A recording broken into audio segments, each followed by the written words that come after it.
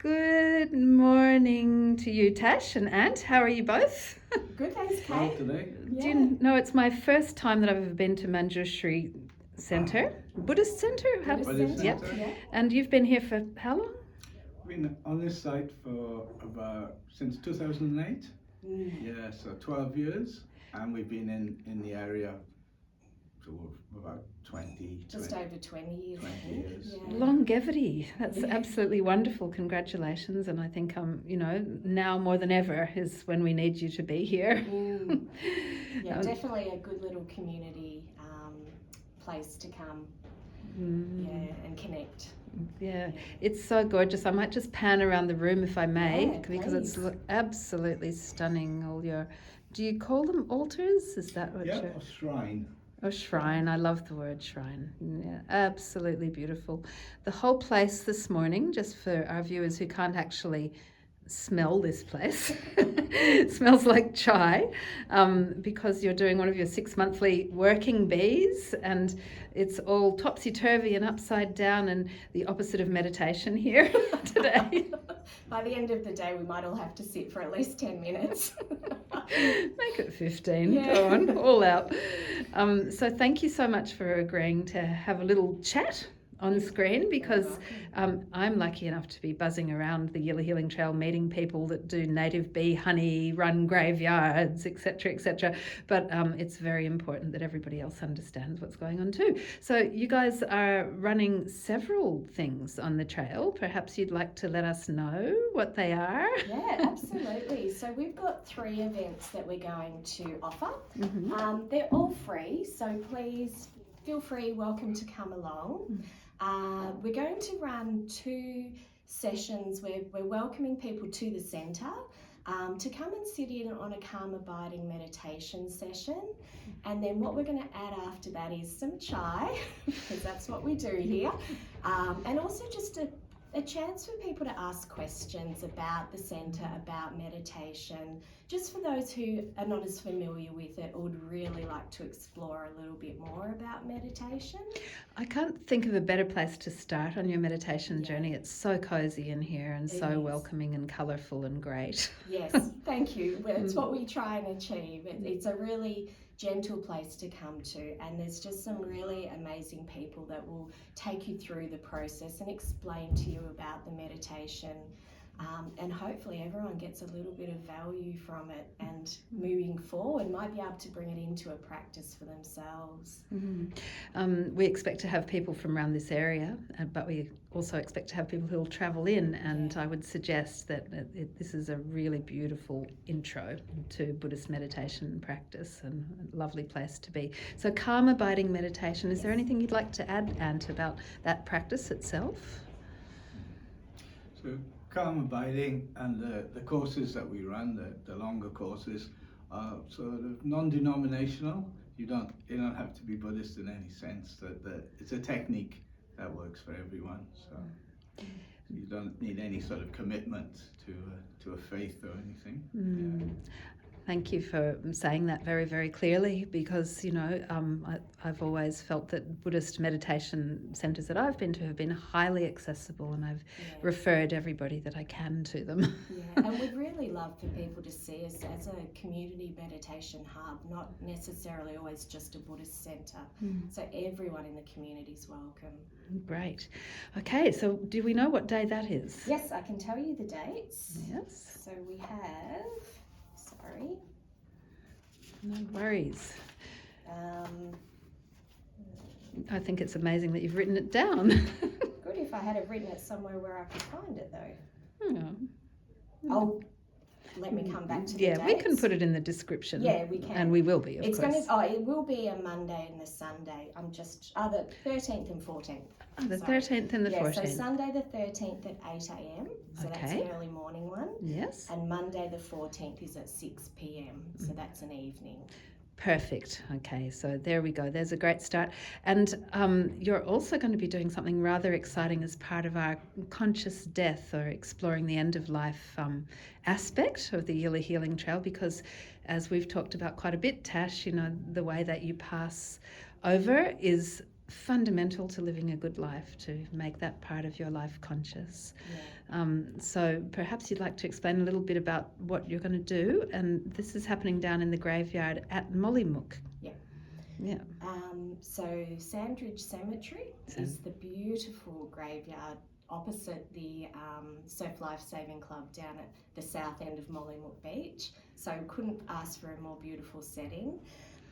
This event's going to run on Saturday the 19th of October, and we're aiming for about 5 p.m. through till 7 p.m. Gorgeous, because I think sunset at that time of We're year we did think about that when we were planning the timing. We should have a beautiful sort of sun-setting period. Sort of a little bit late October, it'll start getting lighter, but yeah, it will be a lovely spot to be. And we will be offering a sewer practice, and I'll let Anthony explain a little bit more about the sewer practice. Please. Sewer practice goes back hundreds, thousands of years, and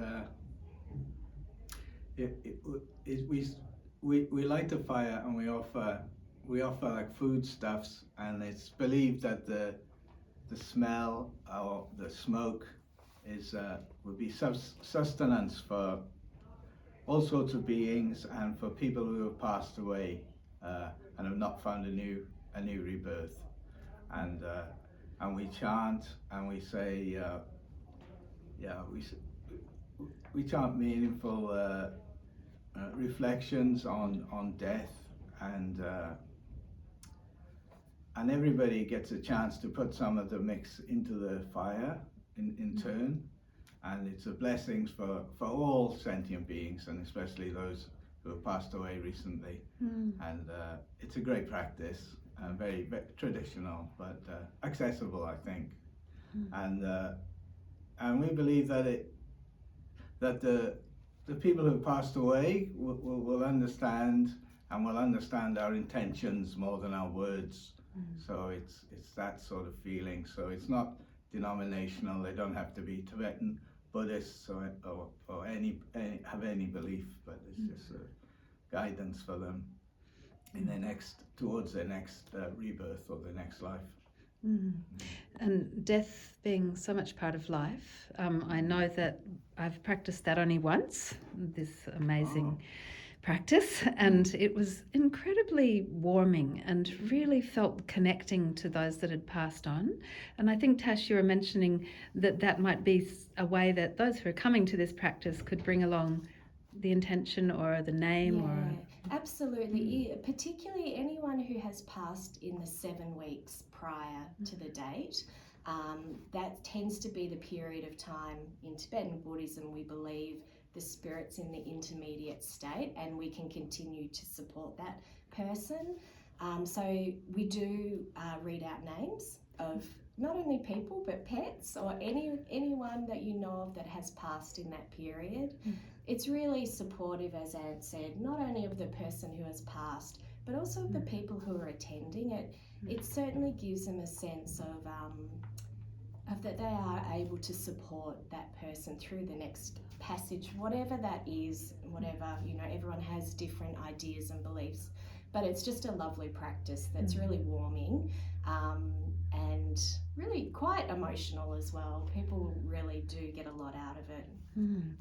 I can't wait. I'm looking forward to that. It's not the usual thing that you do on a Saturday night, but I feel that it's such a great contribution to the whole trail, and I'm really, really thankful for that. And so during the week, could you tell us a tiny bit about when this centre actually opens during the week, in case people can't make the Yila Healing Trail, but they can make coming here? Yeah, we have a couple of things that happen every week. The first is every school term we have an 8-week course, which is a calm abiding meditation course. Now that runs either on a Thursday evening from 6 till 8 or a Friday morning from 9:30 till 11:30. So that's actually an 8-week course where you can book in and come along for those 8 weeks, learn about calm abiding meditation, question and answers, and it's a really lovely way to actually get to know more people in the community. You really form quite a strong bond. There's a lot of talk and feedback that happens through that time. We also run what we call drop-in sessions where anyone can come along and drop in.